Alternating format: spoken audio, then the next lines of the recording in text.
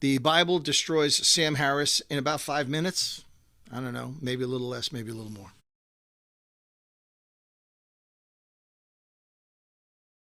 Sam's quote mixes the documents of the Muslim Quran in a culture of 500 AD with the documents of the New Testament, and that culture is from 30 to 90 AD.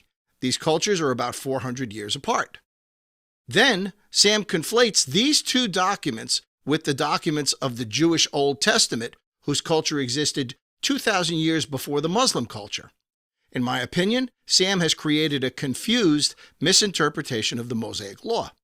Sam also uses today's words, slave and slavery, and claims that the ancient Mosaic Law condones slavery, when in actuality the Mosaic Law forbids these forms of oppression in Israel.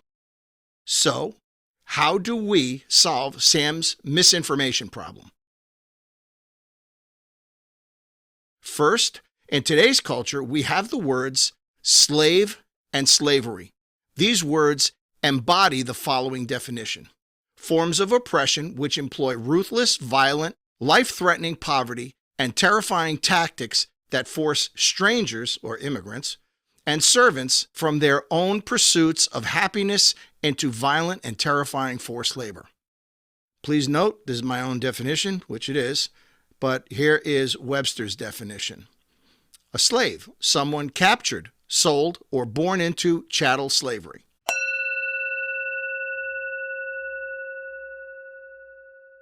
The first question is, can we find in the Mosaic Law comparative words and descriptions which embody similar definitions as today's words of slavery and slave? Fortunately, yes, we have a part of that answer. The book of Exodus 3:7 provides a description of behaviors that define and match perfectly with our current definition of the word slave in today's culture. We find oppressive behaviors which are forced poverty, forced labor, which are managed by life-threatening, terrifying tactics employed by Egypt's taskmasters to oppress the Israelites. Next, the Mosaic Law begins by defining these behaviors as unacceptable. Then, the behaviors are declared unlawful by the Mosaic Law. Also, the Mosaic Law defines the Israelite people in their land. Then, it defines migrants as a people who chose to move to the land of Israel for the sake of prosperity as strangers, sojourners, passer-throughs in the land of Israel. In addition, the Mosaic Law forbids the Israelite people to oppress and afflict on any stranger any form of oppression, which includes the following: forced poverty, forced labor, and any form of management through life-threatening, terrifying tactics as were employed by Egypt's taskmasters to oppress the Israelites. We also see the Mosaic Law demands the Israelite people to remember they were strangers in Egypt, and Egypt oppressed them in these ways, and they were not to behave in like fashion. But here is the absolute kicker. The Mosaic Law forces the Israelite people to love the stranger as themselves. See Leviticus 19:34 and Deuteronomy 10:19. How do you love the stranger if you're destroying their life? That's really the question. You can't. Okay, moving on. Therefore, these oppressions, tactics, and forms of management to overthrow the stranger's pursuits of happiness into a violent and terrified forced labor were absolutely forbidden. See Joshua 9:1-27, the first servant precedent. Okay. The book of Joshua, chapter 9:1-27, provides the world with the very first documented anti-slavery precedent.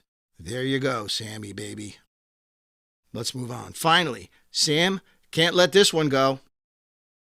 God expects you to keep slaves. This is your comment. God expects you to keep slaves, and he told you how to do it. Don't knock their eyes and teeth out. That's what you said, okay? The Mosaic Law states to set free a servant who loses an eye or tooth for the sake of the tooth or the eye.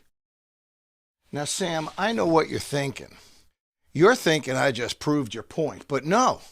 What I proved is that a bondservant of the Old Testament who was purchased to work for an Israelite man is not the same as the slavery that you perceive in American slave history.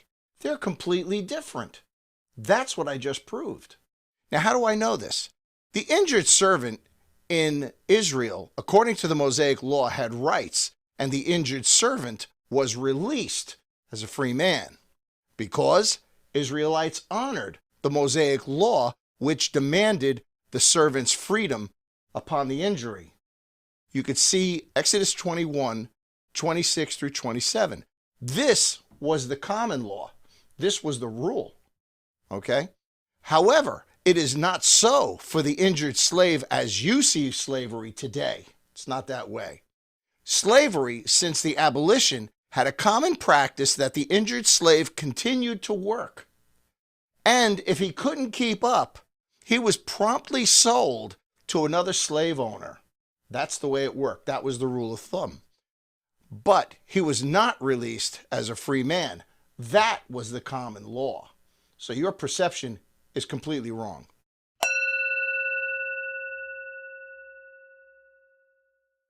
Finally, there are other points that you neglect to point out. For now, you're doing a terrible disservice to yourself and to your listeners, and you need to correct yourself if you're going to be looking at this through the eyes of intellectual honesty, because you're not being intellectually honest, as far as I can tell. All right, thank you very much. Have a good day. This is Rick Beabide signing off.